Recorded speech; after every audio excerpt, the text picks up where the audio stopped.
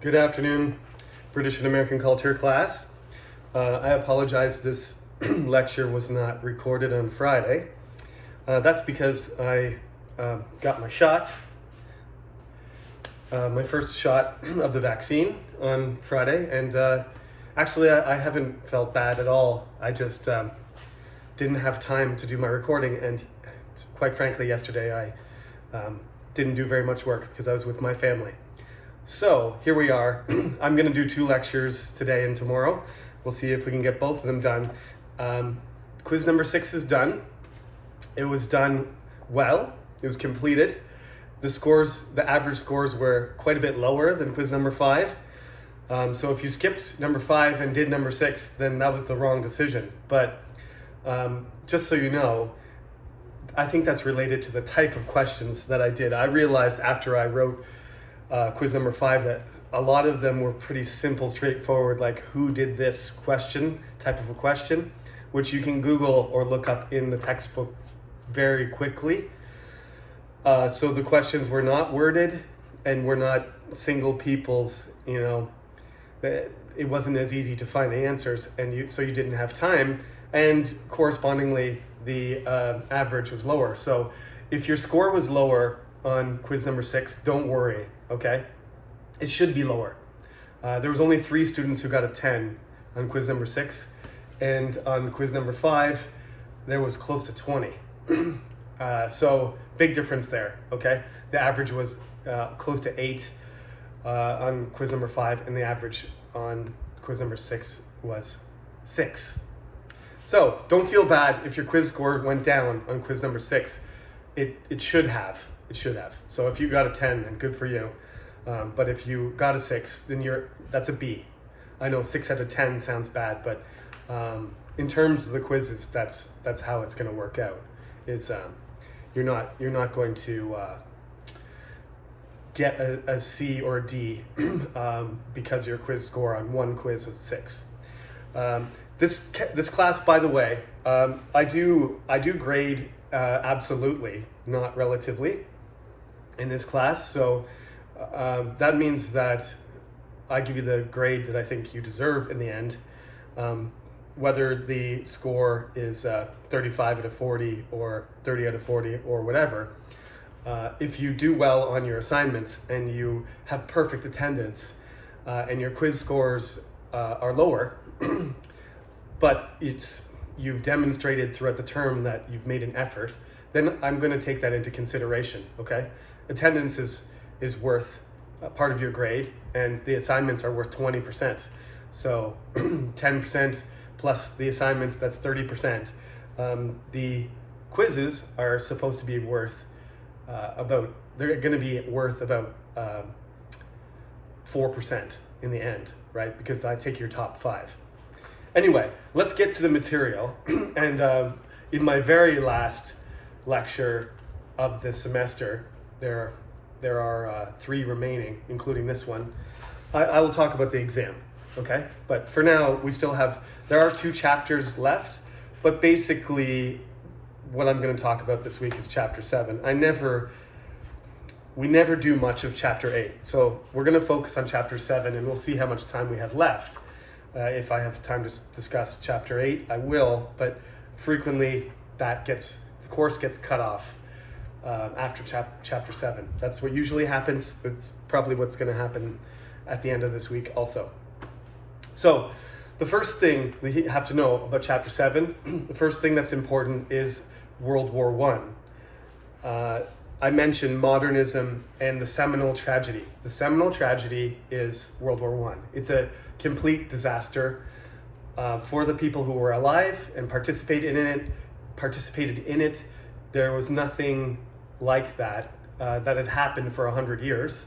The Napoleonic Wars had ended in 1815, so 99 years of relative, less explosive pan-European conflict. So the scale of course there were wars and there were battles fought all over the world, but nothing that large where that many people were mobilized and were directly affected by war. So European civilization, you might argue, sort of went through a golden age in the 19th century. Certainly, the British, they built their empire. We've talked about the British right back, all the way to the Celtic age. But what I've always pointed out was that England, especially, and Scotland and the Isles, the British Isles, they were never important. They were never powerful compared to other parts of the world, like China, India, the Middle East, the Turks, the Islamic empires that existed, France, Germany, right? The Holy Roman Empire, Spain. All of these places were larger, more powerful, more populous. But it's in the 19th century, at the very end of the 19th century, that, and during Queen Victoria's reign, that the British Empire expands to its largest extent. It actually keeps growing into World War One, but the height of the British Empire is the late 19th century, and it starts to decline slowly, but by the end of World War II, it's not an empire anymore. Okay? So that's the important thing about the British, is that going into the 20th century, the United Kingdom, the British Empire, is the most powerful state in the world. And all of the other states, the Japanese, the Russians, the Germans, the French, and the Americans, those are the primary competitors, they're all catching up to them. It's not really that the British start to decline, it's that the other states start to become more powerful. They develop, they industrialize, they start to catch up in terms of their technology, their innovation, their production, and their militaries become more powerful, and they become competitive, increasingly competitive with the British. And the thing that the British have that enabled them to have this 100 years of peace and to sort of be the world police, the power, the dominant power, the superpower that kept all the other nations and states in line, was their navy. But the Germans start building up their navy, and then the Russians are developing their navy, and the Japanese too. This is the point in Korean history where the Japanese develop and modernize so that they invade Korea, and they defeat the Russians in 1905, and there's nothing really that the Western powers can do about it because they're busy fighting each other in Europe. Okay, so let's just read the beginning here. Modernists attempted to break from the past by emphasizing individuality, speed, and forward momentum. They believed in science and man's ability to progress, and that we would be able to solve the problems. And we did solve some of the problems using our reason, our ability to reason, and our technology and our power. However, the reason we don't think like that anymore is because we solved some problems and we made new ones. So, for example, disease and food supply. For most of the world, for all of the world, it was a problem forever. People were always worried about, whether they would have enough food to survive from day to day.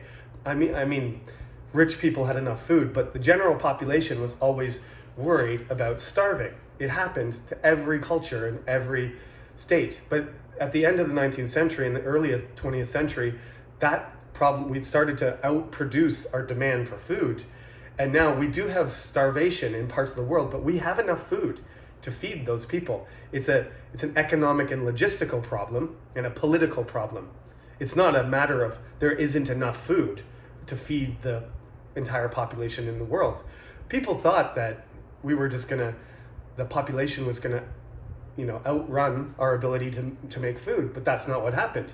Science enabled us to increase the yields. Industrial machines and chemicals and genetics and science enabled us to outproduce the population in terms of food. Now we're going to get to the point again in the future where that's not going to, there's a limit, obviously, but so far as the population has increased, our ability to produce food has increased. And that's a new thing.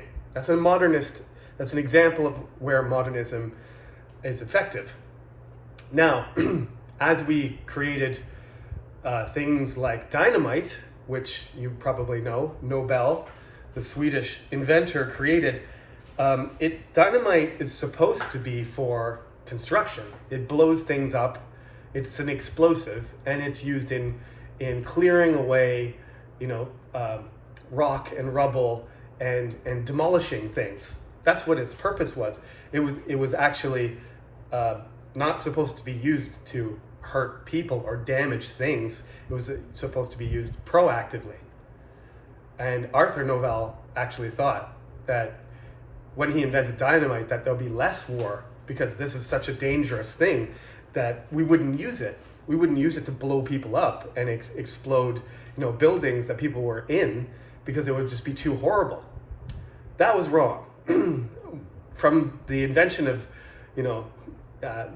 nitroglycerin and explosives of various kinds that branched off from dynamite, we got increasingly powerful weapons, and we did use them on each other. And that's where modernism starts to break down. In World War I, all of the science and technology that we invented and were supposed to be used for progress, we used to destroy ourselves.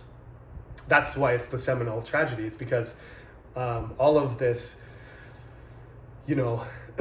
belief in the humanity's ability to reach this height of civilization came crashing down, and we demonstrated that we had the power to destroy our civilization, right?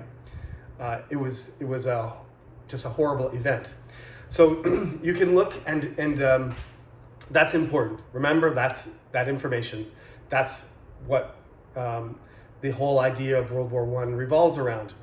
Now, the second thing I want to talk about, besides this shattering of the belief in progress and humanity and modernism, is that, don't get me wrong, modernism keeps going right into World War II. It's not like everybody stops believing in modernism suddenly. It's just the reality starts to reflect the darker side of this idea of modernism. And there's art, and there's music, and there's different ideas associated with modernism. But I'm really talking about modernism in the sense of politics and in science and philosophy. Okay, so these people they believed in machines and speed and power and our ability to progress. So that's what happened in World War I. We went into World War I, and all the nations that participated in it believed that they could use technology and power and machines to win. But what happened instead basically was each nation just kept putting in more resources, more people, more resources, more food, more equipment, more technology, more time, more money, until they were they were involved in what we call total war. Okay, so what happened to Germany and France and the British Empire is all of them, and Russia and Austro-Hungarian Empire and Turkey, the Ottoman Empire, they started a war with each other, and as one side increased, the other side increased too, and you ended up with a deadlock for almost 5 years, just blowing each other up and just throwing more people and more resources in until one side was going to give up. And you can sort of tell which side is going to give up because the allies, the Triple Entente as it's called, the three allies, Russia, France, and the British Empire, they have more territory, they have more resources, and they have more people. So if it's just a matter of who's going to throw more in, if they throw in the maximum they can, the British and the Russians and the French are going to win. Then the United States joins them as well. And at that point, Germany really doesn't have a chance, even though they already knocked Russia out of the war. Once they're fighting against France and the British Empire and America at the same time, they just don't have the resources to throw in anymore. They can't keep up.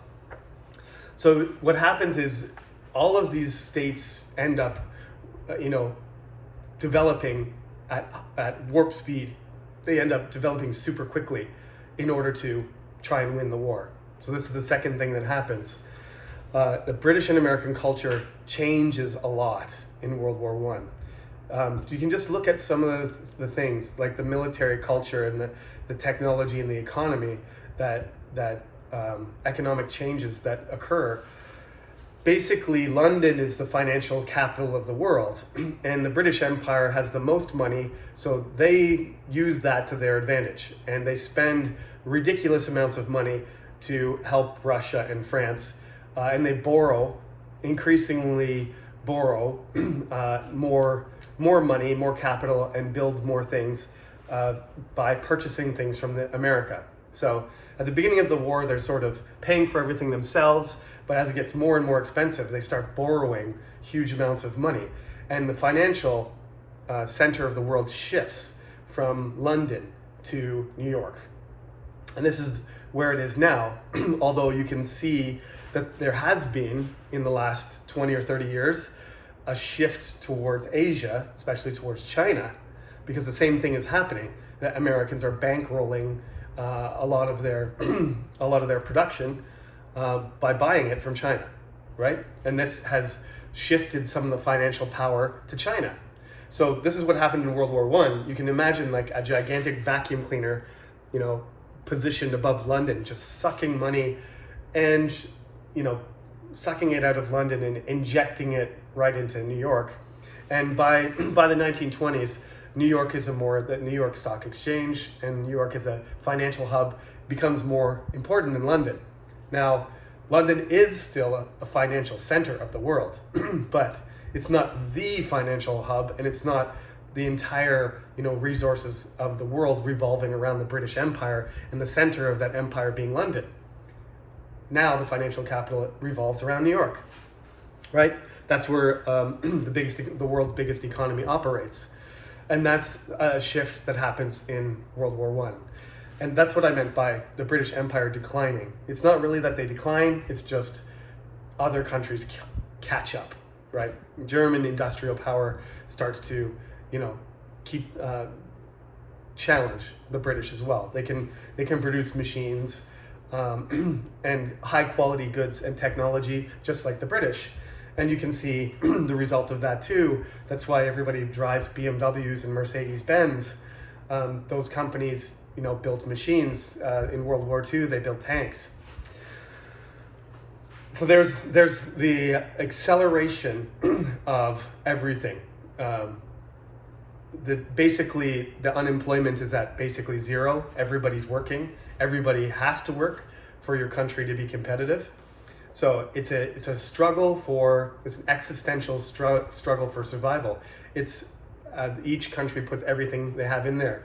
So at the beginning of World War II, you've got millions of horses doing the work for you, and you actually have soldiers riding horses with big feathery hats and stuff like that, and riding into battle shooting their guns. And then at the end of the war, you have machine gun nests like we have now. Right? The beginning, you have Napoleonic cavalry pulling out their swords and going, yeah, and attacking with a horse. And at the end, you have a soldier in green with a steel helmet hiding, in a nest, built up a hole, and with a machine gun firing, thousands of bullets, right? Whereas, and how many machine guns does it take to fight 100 cavalry soldiers, mounted soldiers? Maybe just one machine gun can stop 100 soldiers riding horses. That's all it takes. So there's a complete shift, of the way that people fight, and the technology changes completely. At the beginning of the war, they're they've got balloons, and people are, watching what the other army is doing from balloons. And at the end of the war, they're flying airplanes and shooting each other in the air, right? The first air battles happen with the Red Baron and the British and French pilots flying in the sky, and they figure out that for a while they just wave at each other and say hey, and they go past each other and look, and then they realize, oh, why don't I take a shot at that guy? So they shoot at him, and then they start putting guns on the planes and they start fighting. They start having what they call dog fights. So at the end of World War I, you've got airplanes flying around shooting each other above, and on the ground you've got tanks and soldiers in machine gun nests, and you've got gigantic guns that can shoot 50 kilometers away, and you have huge capital ships on the ocean that they can shoot so far that you can't even see where the shell is going to land. These battleships are just amazing. They shoot shells that are the size of a car, right? It shoots a shell the size of a Matisse, and that thing flies like 30 kilometers, and then it crashes into another ship and makes it explode, or it hits the ocean. This technology, this leap from 19th century warfare, 19th century technology happens in 4 years. There's a complete transformation. So all of the technology that's needed and the resources that are needed for the war sort of like go into overdrive, and you come out the end in 1918, these countries are destroyed, and they have all kinds of new technology developing, all the things that they've been using to calculate. There's machines that are learning, calculators are being developed and all kinds of things. Just the basic technology is being generated, and World War II will continue this process. And that's why sometimes, that's one of the reasons why sometimes people look at World War I and World War II as one single war. The same way you could look at the 100 Years' War, which we briefly talked about, or you look at the wars we talked about between the French and the English, when the British fought the French all over the world in the 18th century. From the beginning of the 18th century to the beginning of the 19th century, there were 7 wars they were all fought between France and the British Empire. This time, it's between the British and the French and the Germans, and they have different allies, but basically it's the same sort of conflict. Russia switches sides in the Second World War, but it ends up being the same states against each other, and so in some senses it's the continuation of technology and development and destruction is all part of World War I. So that's my World War I speech. It's really, really important. It's one of the most important events in European and Western history, if not the most important. It's one of the most important, so it needs to be discussed. So that's how America and the British are affected by it. But I've also talked about how it affects every culture, every European one. We'll stay away from what happens in Asia because otherwise the topic's going to get too large. So, important again, the British start to feel like they're in decline and their empire is too large for them to maintain. And it is. It's too expensive, it's too big, they don't have the resources to keep it going. So it starts to slowly kind of dwindle. And Canada and Australia and South Africa and India, all of these countries are looking at being more independent. And by World War II, they do become independent because the British can't handle them anymore. So that's what happens.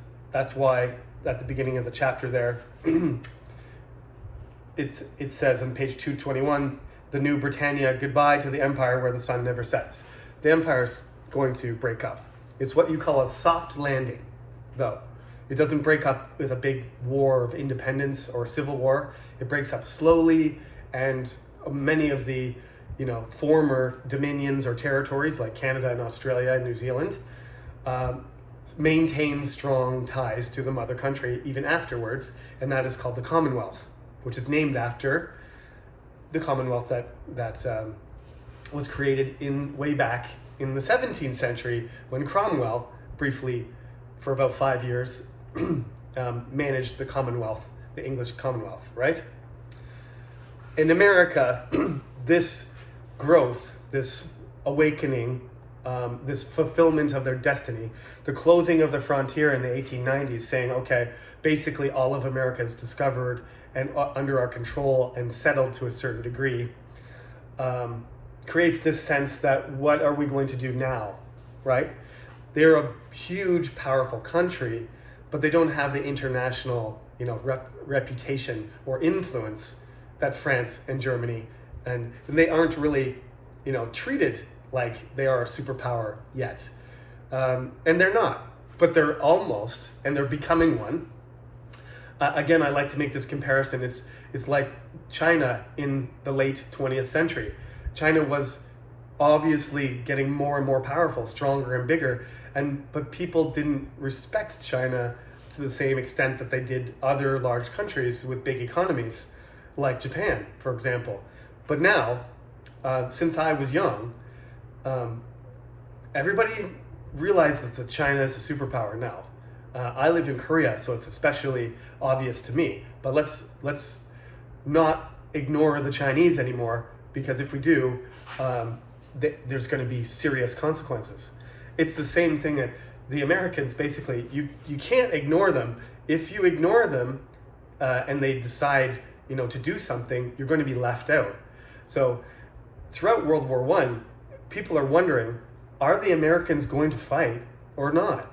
And for most of the war, it looks like they're not. They have a large German population.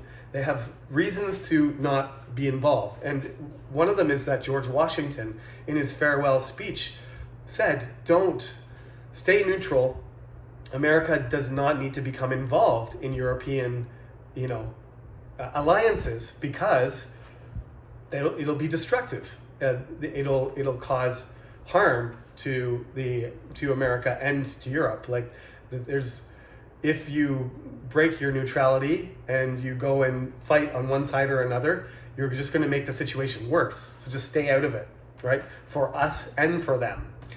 However, at the end of World War I, it becomes clear that there is kind of a stalemate in that if the Americans join on the British side, they will be able to end the conflict. So they enter the war. But the problem is at the end of the day, when they win the war and they sit down at the negotiating table, America still doesn't have enough influence or confidence to make everybody sit down at the table and behave, to create a peace that can be sustained. So in the end, there's a treaty called the Treaty of Versailles, which makes punishes Germany and blames them for everything. And this creates a very angry, disturbed, frustrated German population that feels like, even though they they weren't completely defeated at the end of the war, that they were mistreated in the end. And they went to make a peace treaty with the Americans on good faith, with the Americans that were supposed to, balance the interests of the European states, and it failed. And that allowed Hitler, to take advantage of the German people's frustration. So part of this is the fact that for the first 130 years of America's existence, it only fought wars domestically. In the 1890s, they fight against Spain, and they fight in the Philippines, and they fight in Cuba, and this is different. They've started to decide that they're going to be an outward-looking country instead of inward-looking country. And again, this is you can see the same sort of thing happening with China too. Traditionally, China has not fought wars outside basically its own region. Will it do that in the future? It could, if that's what the international community, ends up being like. That's probably what's going to happen. China will be involved in other places in conflict outside of East Asia. So this is what happened at the beginning of the 20th century, is America started to become involved in international politics and conflict, and that's why they joined the fight in World War One. And part of this is because, unlike other countries, the Americans are feeling very optimistic. So we're going to talk about this this next section of chapter 7. This will be the last thing I talk about for today. I've spent enough time on World War One, but remember, World War One happens, but it's not a bad thing for the United States. The United States becomes rich from the investment in selling supplies to both sides. At the beginning of the war, they're selling to the Germans too. Their economy is running on all cylinders. Their economy is booming. While Europe is destroying itself, America is profiting. And that's one of the reasons that they don't jump in and fight right away, is because they're benefiting from this war. Their employment is completely non-existent. Unemployment is completely non-existent. Everybody's got a job. Everybody's working. Industry is booming. Everybody's feeling optimistic. They want the war to stop, but they also want to continue making profit. So in the end, though, Europe is getting so damaged that they're not going to be very good customers anymore. Too many people have died and too much damage has been done. They resolve the conflict and they come out of it. There's a Spanish flu, which has some, strange, parallels to the coronavirus. People were walking around wearing masks. Millions and millions of people died. More people died from the Spanish flu than World War One. Something like 10 million people died, fighting in World War One, but more than 50 million people died of the Spanish flu.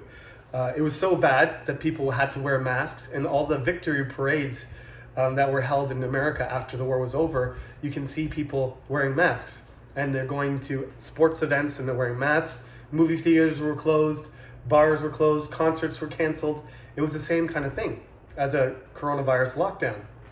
But anyway, despite that, all that tragedy, all that death, and all that difficulty, Americans went into the 1920s still feeling that their country was growing and everything was going well.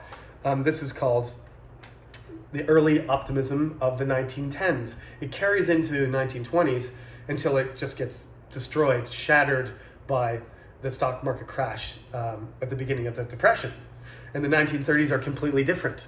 But we call it early optimism of the 1910s, the roaring 20s, like roaring, like going well, and then the Depression. There's a complete collapse, and there's poverty and suffering all across America. So you've got the early optimism, even though there's World War One, even though there's Spanish flu. In America, the general attitude of the population is optimistic. Then, after that, you get the stock market crash in 1929. So I'm going to divide this century into 3 parts, okay? So you got early optimism till about 1930, and then you've got the Depression in the 1930s, okay? And then, so there's a period and then crisis, all right? And then the second period is World War II. And World War II in America is not just World War II, it's the whole period from about 1940 until 1960, where the American politicians and the American leaders have to get along in order to stop Hitler and to defeat Japan, to defeat the Japanese in the Pacific, and cause them to surrender. In order to do that, the government has to function well. It can't argue with itself. So they come to an agreement, basically, in order to overcome the challenges of the 1940s and 1950s. There is a consensus formed between the Republicans and the Democrats. And they work together to get these things done. It's called the liberal consensus. So it's World War II and the liberal consensus, this basically 20 years of extreme economic growth. Again, just like China in the 1980s and 1990s, America is growing 10%. Their GDP is increasing. They're already a huge industrial power.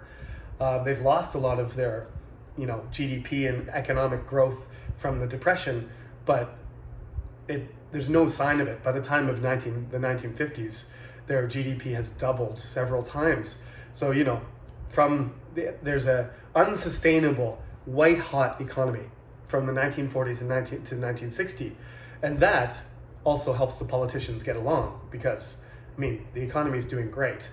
It's much easier to compromise and work together when there's not a crisis. So the liberal consensus is the second section. It's the middle era. And then we have a crisis again in the 1960s, the civil rights movement, because America is still based on a society that is unequal. The slaves who were granted their freedom in the Civil War have gradually lost their rights to vote and their rights to public space. Society has been segregated. There's all kinds of protests and events where people are attacked, people are killed, there's race riots, people are threatened, and finally, there's enough people that have been pushed to the limit that they form huge protesting rallies and movements. Martin Luther King Jr. is one of the most famous people in that period. There's Malcolm X. There's, protests and movements for almost every section of society, not just black people, but all minorities, and for women. And there's, talks about gender, sexualities, and stuff like that. So the civil rights movement really reveals the conflict, the underlying inequality of American society, and this is another crisis. They come out of it, after the 1960s with a lot of improvements. It is a very progressive era, but then, as usually is often the case, after that progressive, development and improvement of social circumstances for American people, especially minorities, there's a backlash from the dominant group. And you could compare this somewhat to what happened with Donald Trump being elected, was that there's all these people who feel like their jobs have been stolen by immigrants, that Black Lives Matter is actually more of a terrorist organization, not a protest group, and that they're threatening the security and stability of the country. That's what it was like in the 1970s and 1980s, late 1970s and 1980s in America too. So the conservative values of America came back, and they sort of dampened the momentum of the civil rights movement, and this is where we are now still. Maybe Joe Biden has opened up a new chapter in the evolution of American culture, but we can't say that yet, and we don't know if the Democrats are going to win. But currently, the Republicans are trying to make it more difficult to vote. They're trying to take away voting rights again, because they know that the majority of Americans don't want to vote for them, because they represent the white male order and security that a certain rich contingent of Americans still hold on to. That's what their power base is. They get support mostly from states in the interior and a certain section of the population that is not representative of the majority of Americans. They're not a populist party. They don't have a base. So what they want to do is actually make it more difficult for people to vote. And that's what they're trying to do right now. It's very similar to what happened after the Civil War, and it's very similar to what happened in the 1970s and 1980s. There's a conservative backlash from certain sections of American society, and they tend to be, let's be honest, they tend to be of a certain demographic, usually white, male, and either working class or wealthy. And they're trying to hold on to their political and economic power, and prevent other people from having their fair portion, right? It's a sort of protectionist, conservative, racist, protectionist agenda. This is what we call the neocons, right? Neocons being new conservative. So that's what has been happening since the late 1970s, and we're in that third period now. So you got early optimism, and the 20th century is over now. We're in the 21st century, so there's kind of a different style than the late 20th century. But history doesn't care about numbers and dates. That's just our way of organizing time. So let's just keep it simple here, and we'll continue it just up until the present. Early 20th century, early optimism, then you have the Depression, then you have the liberal consensus, then you have the civil rights movement, and then you have the neocon era. Those are the 5 periods, 3 periods with 2 crises in between. I don't want you to forget them, because they'll definitely be on the exam, okay? I'll explain the rest of chapter 7 in my next lecture. We're going to talk about Hollywood and entertainment, to make it a little bit lighter topic. I know I've been talking about wars and kings and scientists and inventions and ideas, but yeah, the last couple chapters here, some of the issues are, that's one of the most famous things about America is its industries, its brands, its products, its entertainment. So we are going to wrap up the course. I'm going to give 2 more lectures, plus a little bit of an exam review thing, and hopefully we'll get through most of the rest of the book. Anything I don't refer to in the last 2 chapters won't be counted, but I will explain in the exam review exactly what you need to cover. I don't know when the exam is going to be exactly, but it's supposed to be June.